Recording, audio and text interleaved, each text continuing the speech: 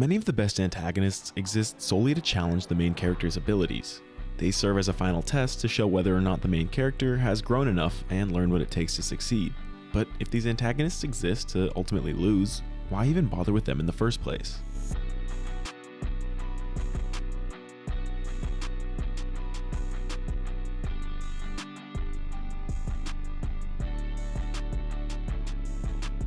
Everyone loves a main character who is highly capable.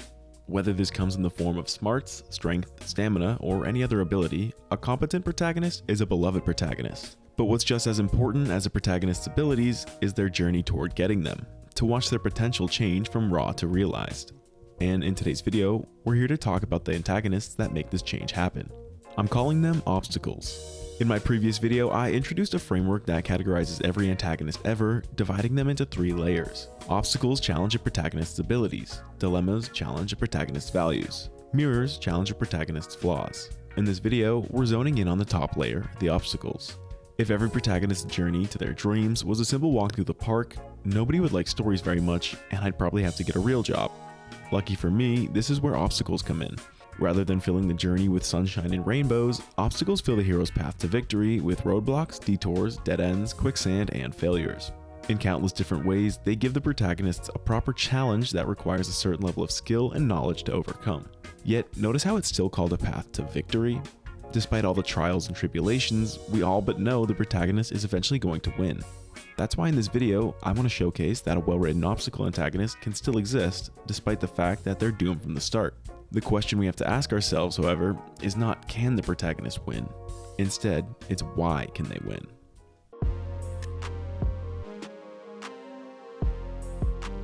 Neo, sooner or later you're going to realize, just as I did, there's a difference between knowing the path and walking.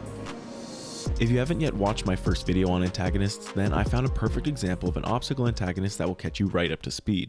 The man I'm talking about is no man at all, but instead the Matrix's omnipotent AI amalgamation, Agent Smith.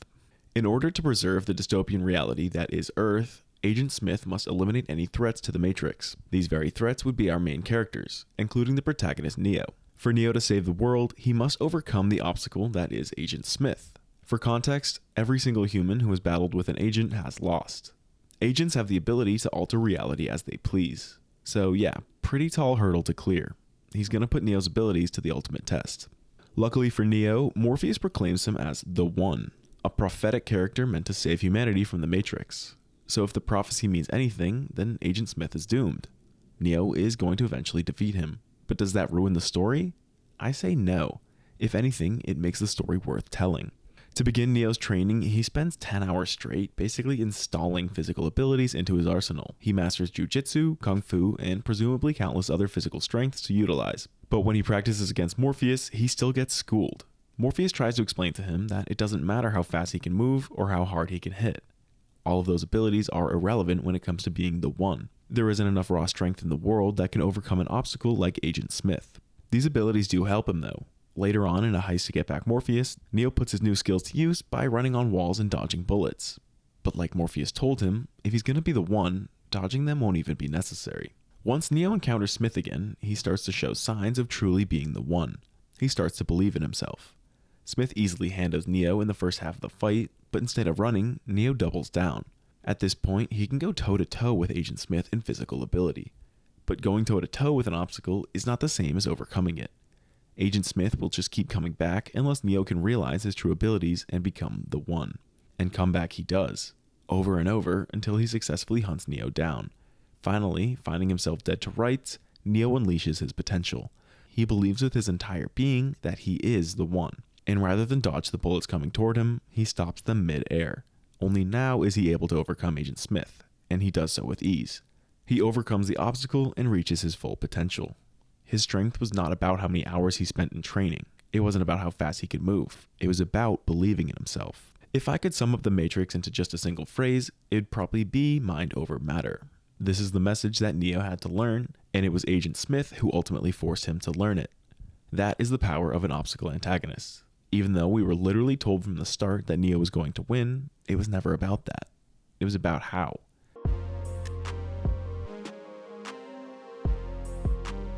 Jedi strength flows from the Force.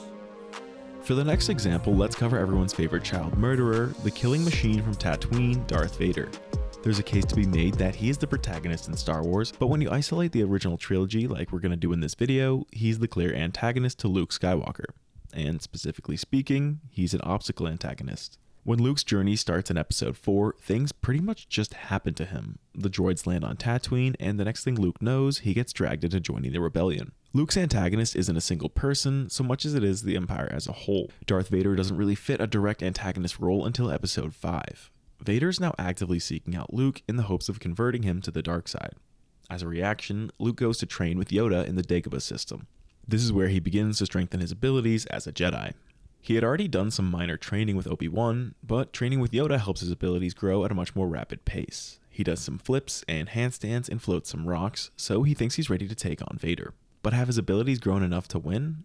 Are handstands and front flips all it takes to be a Jedi? Yeah, no. Vader pretty much dominates Luke and pins him to the edge of his life. Luke narrowly escapes, only after learning the truth about his father. If you watch my original antagonist video, you might think this scene makes Darth Vader a mirror antagonist because he forces Luke to accept the truth about himself. However, I wouldn't quite lean this way because Luke's ancestry is not the same as an inherent flaw he cannot change about himself. Just because he comes from evil does not make him evil. The way I look at antagonists is solely based on their relationship to the protagonist and how they challenge them. Above all else, Darth Vader challenges Luke's abilities and knowledge. He's the test that stands between Luke and his goal of becoming a Jedi. In order to be a Jedi, he must defeat Vader. That is his final test, and that's why I categorize Vader as an obstacle. By their next confrontation, at the end of episode 6, Luke has grown a lot. In the final fight, the Emperor definitely third wheels their dynamic, but we're here for Vader, so that's mostly what I'll go over. By now, Luke is much more equipped to fight Vader than he was in Cloud City. He dominates the beginning of the fight, keeping a level head while trying to convert his father back to the light side. But he loses his cool when Vader brings out Leia. This is when Luke really turns it up and starts laying the work on Vader. He chops his hand off, completely debilitating Vader, essentially winning the fight. So is that it? If Luke just finishes him, will he become a Jedi? Not quite. Being a Jedi was never about Luke's ability to fight. It wasn't about how hard he could swing his lightsaber or how high he could jump. The ability needed to defeat Vader and become a Jedi wasn't raw strength. It was self-control. If he struck Vader down in anger, that would make Luke just as bad as Vader was. The dark side would win, and by that logic, Vader would not have been defeated. Instead, Luke refrains from killing Vader, solidifying his journey from eager to patient, from passionate to balanced, and from boy to Jedi. This was how he was able to overcome Darth Vader. By presenting this ability of self-control, Luke killed Vader and Anakin was reborn. This is how Luke won. If anything, Luke served as a mirror to Anakin, showing him that he could still be redeemed. But the story of Anakin's so rich that it might just be enough for another video down the road. So, did anyone ever have any doubt that Luke would eventually defeat Vader? Of course not. We all knew Luke would win. But it was never a question of if, it was a question of how. Vader presented the obstacle to Luke that forced him to learn self-control. Thanks to Vader, Luke became a true Jedi Master.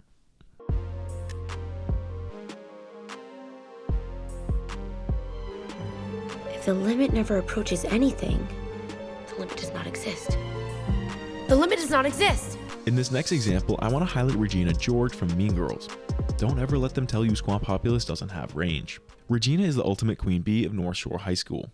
She rules with a ruthlessness reserved for the most diabolical leaders. In a phone call, she can stop a relationship before it ever happens. Getting punched by Regina is a point of pride. In a room of 70 plus people, not a single person felt that Regina George had never wronged them, students and faculty alike. This girl has just as much aura as all your favorite villains. And, to the protagonist Katie Heron, she's the perfect obstacle to test her social abilities. Coming from a life of homeschool, Katie Heron doesn't have a lick of social skills required for the American public high school. So, when she becomes interested in Aaron Samuels, Regina lets her know that she doesn't have the girl world abilities required to pull a guy like him. Instead, Regina takes him back for herself, becoming the obstacle that Katie must overcome. But by now I hope you know the drill. It's not about whether or not Katie will win. It's about how. Guided by her best friend Janice, Katie initially tried to sabotage Regina with petty pranks. They proved futile, highlighting just how untouchable Regina George really was. If Katie was going to overcome Regina, she was going to need to learn from the best. She had to become a plastic. Inspired by Regina's own tactics, Katie put her new abilities to work. As Katie put it, in Girl World, all the fighting had to be sneaky. She delicately pried information from Regina's friends and used it to break up Regina and Aaron. She also tricked Regina into eating weight gain supplements, ruining her perfect body. For the final nail in the coffin, she used the three-way phone call strategy to pit Regina's friends against her, a strategy she learned from Regina herself. Katie was now the new Queen Bee, with Regina George at rock bottom. So, was the obstacle cleared? Well, Regina wasn't quite defeated. In a final gambit, Regina planted a setup in the burn book and released the entire contents of the school, pitting every girl against each other and putting Katie Heron at the center of it all. Just look at this scene. This is why I say Regina George has aura. Anyway, Katie's world falls apart, proving that her deceptive girl world abilities she had been honing all movie long were not what she needed to win. As a side note, when her friend Janice calls her out for being just as bad as a plastic, I would consider her to be a mirror antagonist. But we're here for the obstacle Regina George. And to truly defeat Regina, there was a different ability altogether that she needed in order to win. Katie takes a step back from the social hierarchy and instead focuses on herself, where she ends up winning the mathlete competition. Not by bringing her opponent down, but instead by lifting herself up. This was the ability that she needed all along. The ability to be uplifting. At the spring fling, Katie ends up winning Queen Bee. But winning the vote is not the same as victory. After all, this all started over Aaron Samuels. So Katie put her newfound abilities to the test, deciding to lift up every girl in the school, sharing the award collectively. This is how Katie really won. She got the guy of her dreams not through social climbing abilities, but instead the ability to reject the system as a whole and do things her own way. So, as an antagonist, Regina George put Katie's abilities to the test. This was how Katie learned where real social strength came from. After walking the wrong path and losing because of it, Katie finally learned that to overcome a girl like Regina George, you don't beat her at her own game. Instead, you reject the game as a whole and don't try to beat her at all. Before I get to this last example, I want to present you guys with an obstacle. It's really challenging. It's the like button and the subscribe one too. Yep, only the best viewers can click them. Are you capable? Fight last night? Yeah. Did you win? Yeah, 1K on a second. Yeah, who'd you fight? Spider Rico. He's a punk. By now, I hope it's clear that a protagonist overcoming an obstacle rarely looks like a simple victory. This is because more often than not, a true victory just means growth, which is where our final example comes in perfectly. In a video about antagonists doomed to lose, I want to throw in a curveball and highlight Apollo Creed from Rocky 1. My overall philosophy on antagonists is that they simply must challenge the protagonist, which is why for Rocky Balboa, Apollo Creed was the perfect antagonist. From the very first scene, Rocky is presented to the audience as a bum. He's a bit of an oddball, not really respected, and so he buys into the idea that all he is a bum, because that's just the way things are. Things start to escalate when the owner of his gym, Mick, calls him out for his own self-pity. We learn that Rocky's bumminess is a result of his own complacency. He never challenges himself, meaning that he never will unlock his own potential. What he needs is someone to force him to grow. And by a stroke of sheer luck and a flashy nickname, the Italian stallion gets handpicked from the heavyweight world champion Apollo Creed to challenge him for the title. This is the exact thing Rocky needed to break his own cycle, a clear obstacle. He goes about his little training montage, punches meat, ties string to his shoes, and runs up some stairs. So finally, Rocky is ready. But there's still self-doubt. He decides to himself that this fight is make or break for him. If he can't last the full 15 rounds, it'll prove that he is just a bum after all. Once the fight starts, Rocky is locked in. The two go at it round after round. For Creed, this was supposed to take 3 rounds max, but Rocky just won't stay down. His own manager Mick insists that he should, but Rocky won't give in. For the first time in his life, he's accepting the challenge. He's pushing himself to his full potential and realizing that maybe he isn't a bum. Through an act of sheer willpower, Rocky lasts the full 15 rounds. He proved to the world, and more importantly to himself, that he is capable of greatness. In a split decision though, Creed is given the victory. So, did Rocky overcome the obstacle that was Apollo Creed? Well, not exactly, because he did lose the fight. But the thing is, it never was about winning. It was about going toe-to-toe with the best. It was about pushing himself and realizing his own self-worth. The thing about obstacle antagonists is not whether or not the protagonist defeats them. The best obstacle antagonists simply challenge the protagonist in a way that sparks the necessary change. And Rocky absolutely changed. Thanks to the challenge Apollo Creed presented, Rocky ultimately learned his own self-worth. So I think that covers everything I have to say about obstacle antagonists. If you could only take one thing away from this video, it's that the best obstacles force the protagonist to learn and grow. This is what makes their stories worth telling. My next video is going to be all about the dilemma antagonists that force a protagonist to define their values, so if you enjoyed this video, make sure you subscribe so you don't miss out. As always, thanks for watching.